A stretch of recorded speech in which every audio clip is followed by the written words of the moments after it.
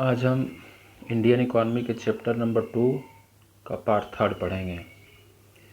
हमने चैप्टर 2 के स्टार्ट में देखा कि जब इंडिपेंडेंस मिला उसके बाद कंट्री के डेवलपमेंट के लिए गवर्नमेंट ने प्लान करना स्टार्ट किया। उसमें सबसे फर्स्ट 5 ईयर प्लान बनाए गए। उसको इस के फर्स्ट पार्ट में हमने देखा था। उस 5 ईयर प्लान में इंडिया के हर सेक्टर को डेवलप करने के लिए प्लान बनाए गए। इसमें सबसे इम्पॉर्टेंट और फर्स्ट था एग्रीकल्चर सेक्टर, जिसके डेवलपमेंट के बारे में गवर्नमेंट में किस तरह प्लानिंग की, इसके बारे में हमने पार्ट 2 में देखा। अब पार्ट 3 में हम देखेंगे कि 5 ईयर प्लानिंग जो इंडिया में हुई उसमें इंडस्ट्रियल सेक्टर के लिए किस तरह प्लानिंग की गई और फॉरेन ट्रेड के लिए 2 इम्पॉर्टेंट सेक्टर और हैं, इंडस्ट्रियल सेक्टर और फॉरेन सेक्टर। इसके बारे में हम पार्ट 3 में देखेंगे। यह चैप्टर 2 का लास्ट पार्ट है। इंडस्ट्रियल सेक्टर, सबसे पहले हम इंडस्ट्रियल सेक्टर के इम्पोर्टेंस के बारे में डिस्कस करेंगे। यह बहुत सिंपल है।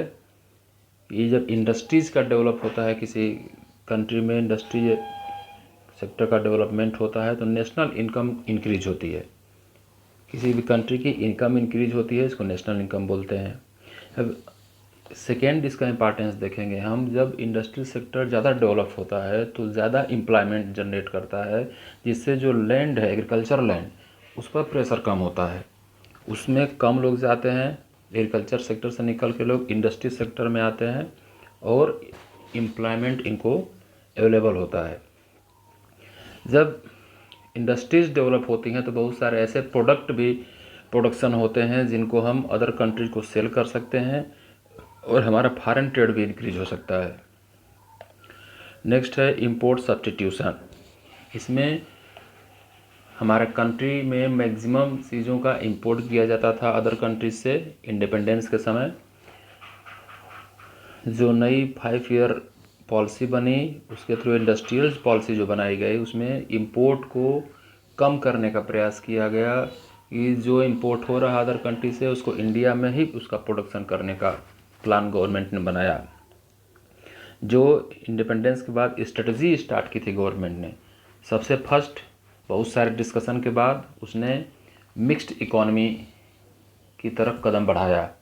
उसमें प्राइवेट सेक्टर को भी काम करने के लिए मौका था, गवर्नमेंट को भी काम करने का मौका था। कुछ सेक्टर ऐसे थे जहां दोनों सेक्टर काम कर सकते थे, तो यह मिक्स इकॉनमी थी। सेकेंड जो था इंपोर्ट सब्स्टिट्यूशन। यह इंपोर्ट सब्स्टिट्यूशन बहुत ही इम्पॉर्टेंट क्वेश्चन है। आपके कोई बोर्ड एग्ज़ाम में यह एवरी ईयर यह क्वेश्चन पूछा जाता है, इंपोर्ट सब्स्टिट्यूशन। इसमें गवर्नमेंट यह एफोर्ड करती है कि जो अदर कंट्री से हम इंपोर्ट कर रहे हैं, जो अदर कंट्री से हम परचेज करके गुड्स लाते हैं, उसको अदर कंट्री से परचेज न करें बल्कि उसकी जगह पर उसका प्रोडक्शन अपने देश में करें। जो इंपोर्ट सब्स्टिट्यूशन पॉलिसी गवर्नमेंट ने बनाई उसका एम यही था कि अदर कंट्री से जो हम परचेज करके गुड्स लाते हैं, जो इंपोर्ट करते हैं, उसको मिनिमम करते जाएं और उस गुड्स को, जो गुड्स हम अदर कंट्री से परचेज करते हैं, उसका प्रोडक्शन इंडिया में ही करें। इसे इंपोर्ट सब्स्टिट्यूशन नाम दिया गया। सब्स्टिट्यूट करना, अदर कंट्री का जो इंपोर्ट है उस गुड्स को इंडिया में ही प्रोडक्शन करना उसका, जिससे हम फॉरेन रिजर्व को बचा सकें और इंडिया में ही डेवलपमेंट कर सकें। और इसमें पब्लिक सेक्टर पर भी गवर्नमेंट ने बहुत जोर दिया। पब्लिक सेक्टर ऐसा सेक्टर होता है जिसमें सब कुछ गवर्नमेंट के कंट्रोल में होता है, तो बहुत सारे पब्लिक सेक्टर को डेवलप करने का प्रयास किया गया। जैसे आप देखेंगे आज इंडियन रेलवे है या एटॉमिक सेक्टर है, इसरो को देखेंगे आप, रॉकेट साइंस को देखेंगे, सैटेलाइट एरिया को देखेंगे। इसमें गवर्नमेंट ने बहुत सारा एफोर्ट किया, बहुत सारा इन्वेस्टमेंट किया, जिससे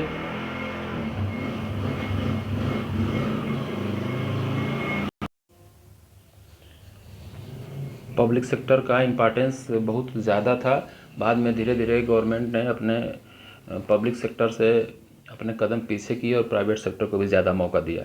बट शुरू में जो इंडस्ट्रियल डेवलपमेंट स्टार्ट हुआ तो पब्लिक सेक्टर को डेवलप करने का गवर्नमेंट ने बहुत प्रयास किया, क्योंकि जब इंडिपेंडेंस मिला इंडिया को उस समय गवर्नमेंट इंडस्ट्री बहुत कम थी देश में। इसलिए गवर्नमेंट ने प्रयास किया कि गवर्नमेंट इंडस्ट्री या पब्लिक सेक्टर को बहुत ज़्यादा डेवलप किया जाए।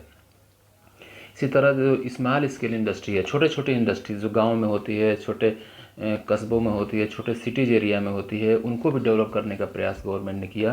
क्योंकि इस स्मॉल स्केल इंडस्ट्री, छोटी छोटी इंडस्ट्री डेवलप होगी तो ज़्यादा एम्प्लॉयमेंट जनरेट होगा, उससे लोगों की इनकम बढ़ेगी और उससे कंट्री का डेवलपमेंट होता है। इसी सब में 1956 में इंडस्ट्रियल पॉलिसी लाई गई गवर्नमेंट द्वारा नई। इस इंडस्ट्रियल पॉलिसी 1956 द्वारा गवर्नमेंट ने जो पूरी इंडस्ट्री थी कंट्री की, उसको 3 पार्ट में डिवाइड किया। Schedule first, schedule B, schedule A, schedule B, schedule C, उसमें 3 पार्ट में उसको डिवाइड किया। जो शेड्यूल फर्स्ट था उसमें कुछ स्पेशल इंडस्ट्रीज को रखा गया, एग्जाम्पल के रेलवे है, एटॉमिक एनर्जी है, स्पेस साइंस है, सैटेलाइट सेक्टर है, इस तरह के जो सेक्टर्स थे जो बहुत इम्पॉर्टेंट थे कंट्री के लिए, उसको शेड्यूल ए में रखा गया और उस इंडस्ट्री में वर्क करने का पावर केवल गवर्नमेंट को दिया गया। शेड्यूल ए में जो भी इंडस्ट्रीज थी उसमें केवल गवर्नमेंट ही वर्क कर सकती थी, प्राइवेट सेक्टर को कोई परमिशन नहीं थी। जो शेड्यूल बी इंडस्ट्रियल पॉलिसी 1956 में शेड्यूल बी बनाया गया, इसमें जो इंडस्ट्री रखी गई उसमें दोनों को परमिशन थी। इसमें जो शेड्यूल बी में इंडस्ट्री रखी गई इस लिस्ट में, उसमें गवर्नमेंट को भी परमिशन थी वर्क करने की, प्राइवेट सेक्टर को भी परमिशन थी। बट गवर्नमेंट का इम्पोर्टेंस ज़्यादा था क्योंकि इसमें कुछ नए एरिया थे जहाँ पर इन्वेस्टमेंट करना था, वहाँ प्रॉफिट होगा या नहीं होगा इसकी कोई गारंटी नहीं थी। इसलिए शेड्यूल बी में दोनों को मौका था, गवर्नमेंट भी वर्क करेगी, प्राइवेट भी करेगी। एक गवर्नमेंट की रिस्पॉन्सिबिलिटी ज़्यादा थी क्योंकि नया सेक्टर था, नया इन्वेस्टमेंट करना था, प्रॉफिट होगा या नहीं होगा, प्रॉफिट लॉन्ग टाइम में होगा ऐसी कोई गारंटी नहीं थी।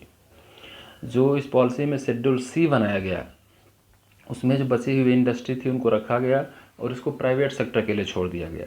जो शेड्यूल ए और शेड्यूल बी से बची इंडस्ट्री थी इंडस्ट्रियल पॉलिसी 1956 में, उसको प्राइवेट सेक्टर के लिए छोड़ दिया गया। प्राइवेट सेक्टर जैसे चाहे इसमें वर्क करे, इसमें गवर्नमेंट का इंटरेस्ट इसमें नहीं रहेगा।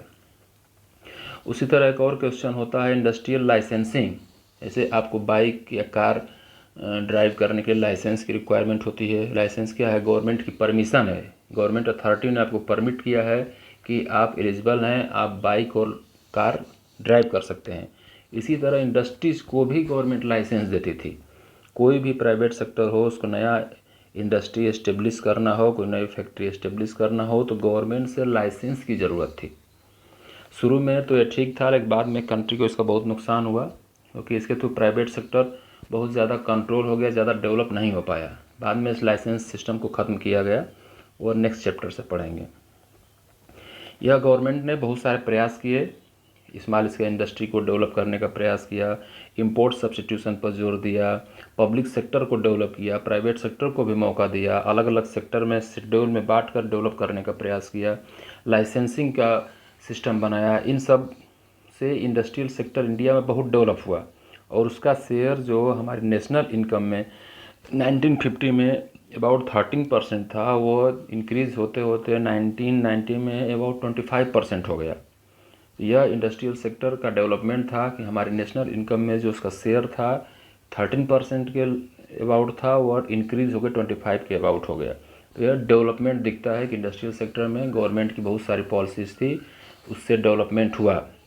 बहुत सारे इन पॉलिसी का प्रॉफिट भी हुआ, इंडस्ट्रियल पॉलिसी का कुछ लॉस भी थे, इससे कुछ लॉस भी हुए। नेक्स्ट है फॉरेन ट्रेड। फॉरेन ट्रेड की रिक्वायरमेंट इसलिए हमको पड़ती है कि हर गुड्स और सर्विस को किसी एक कंट्री में प्रोड्यूस करना पॉसिबल नहीं है। हमारी कंट्री में जो प्रोड्यूस होता है उसका हम यूज कर सकते हैं, बस बहुत सारी गुड्स ऐसी होती हैं जो अदर कंट्री में प्रोड्यूस होती हैं, हमारे यहाँ नहीं होती हैं, तो उसको हम परचेस करके लाते हैं। हमारे पास जो एक्स्ट्रा प्रोडक्शन है उसको अदर कंट्री में सेल करते हैं। तो फॉरेन ट्रेड का भी किसी कंट्री के डेवलपमेंट में बहुत ज़्यादा इम्पॉर्टेंट है। इसमें गवर्नमेंट की जो पॉलिसी थी, बहुत सारी पॉलिसी थी, सबसे इम्पॉर्टेंट था policy of import substitution. Import substitution में गवर्नमेंट ने यह प्रयास किया कि जो इसेंशियल गुड्स है उसको तो हम परचेस करें अदर कंट्री से, फूड ग्रेन्स है, प्राइमरी रॉ मटेरियल्स है, उसको हम अदर कंट्री से परचेस करें।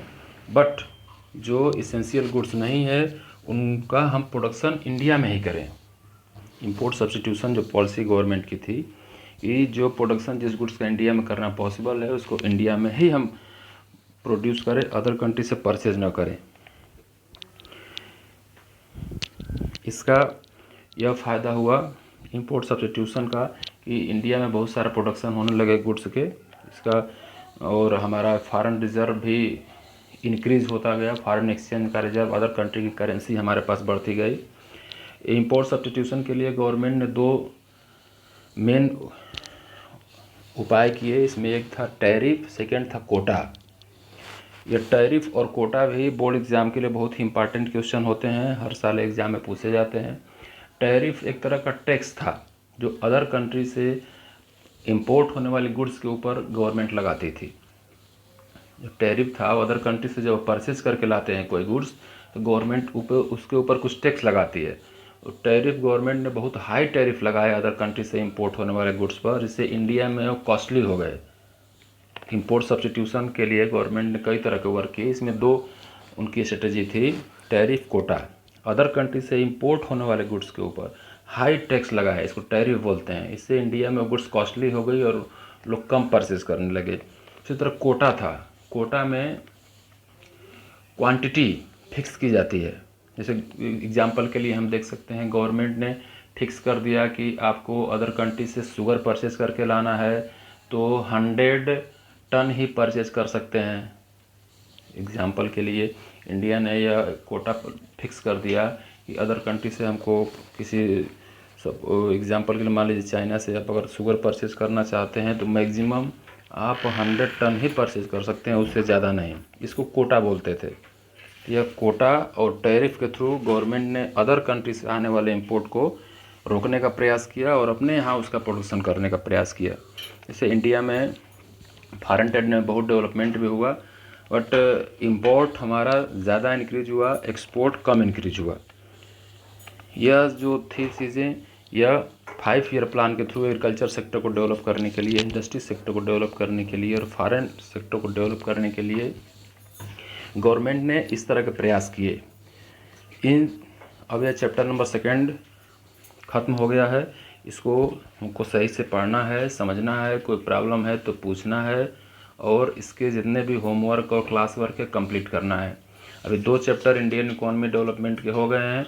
इसके जितने भी एनसीईआरटी के होमवर्क हैं या इसमें जो होमवर्क दिया जाता है उसको होमवर्क के नोटबुक में, और जो नोट्स आपको बनाने हैं वो क्लास वर्क नोटबुक में अच्छे से बनाकर ऑनलाइन क्लासेज का पूरा रिकॉर्ड अपने पास सही तरीके से रखना है और इसको 1 बार 2 बार 3 बार पढ़ जाना है, जिससे पूरा चैप्टर आपका अच्छे से प्रिपेयर हो जाए।